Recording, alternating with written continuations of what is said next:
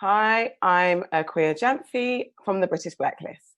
How you doing? How are you doing? We spoke, because it was last year now, at a London Film Festival for Waves. Yes, yes. Yeah, on the red carpet. How are you doing? Good, good, good. How are you? Yeah, adjusting to the new normal as we are, trying to. How are you finding it? I'm actually doing really well with it. I feel like it was a lot of ripping and running beforehand, and I'm more of a sit down and sit and pay attention for a kind of guy. And Yeah. so it's been good. I've been reading and watching movies and doing stuff that I never get to do. So it's been really Okay. interesting. That's good. That's good. So, I mean, the film is brilliant. Really loved it.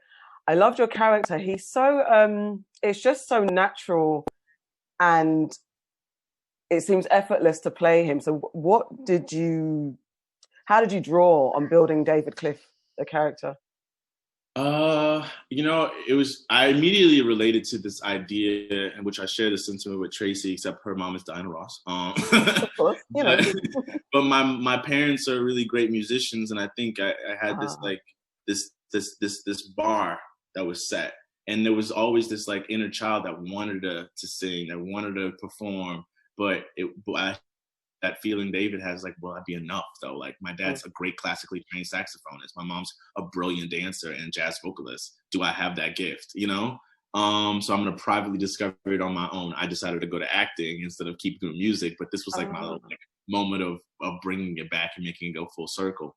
But other than that, I loved Anderson .Paak and his energy on stage, and I love Daniel Caesar and his privacy that he kind of has, and this internal spiritual like essence of his music. And I think Leon Bridges has this vulnerability and this sweetness and an earnestness and a strength in him.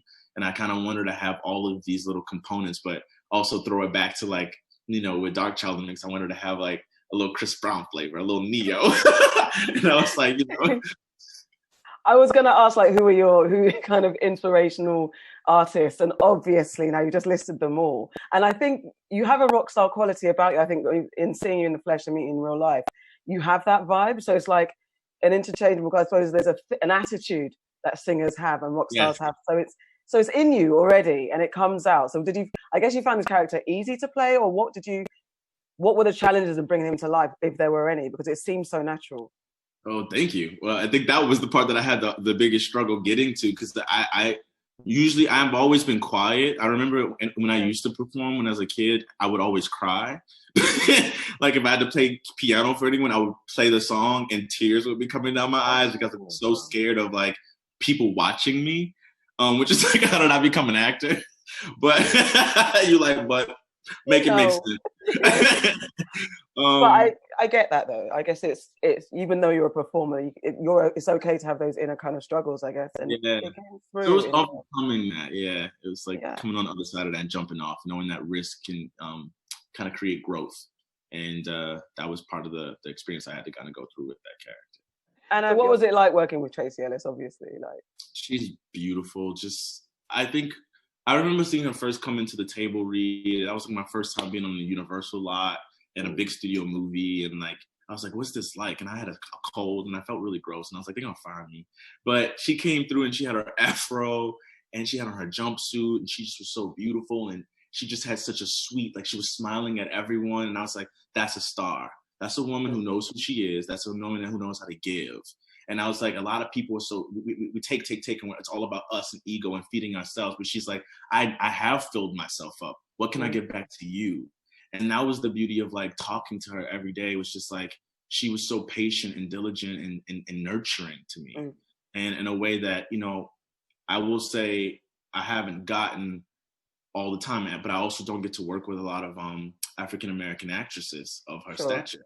And it spoke to what she's been through and what she's aware of about the time and place we're in currently, and what it meant for me to be in that space with her. And I think that was really beautiful. I hear you. And so final question. Okay, if they locked us down for another month, but this time was real lockdown, you couldn't leave your room, which 3 albums would you like to be locked up with? Ooh. Yeah, 3, I'm sorry. I'm gonna go with 3 albums. This is hard. Oh, maybe 1. I don't know. I'm gonna go with Lauryn Hill's Miseducation. the EPD Unplugged that she Okay. did. That's 100 wonderful. I'm gonna go with Sade. I'm gonna go with, and then I'm gonna go with Lemonade. Okay. That one goes off. Okay. Yeah. I hear you. I feel you. That's good. That's the whole quarantine vibe. Okay, cool.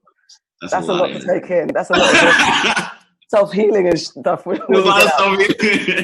be a real human when you come out of the quarantine after that. Yeah, proper, like, deep. But okay, cool. We got to go. But thank you so much. It's a brilliant film. You were great in it. Thank you so much. I appreciate it. Take care. Bye.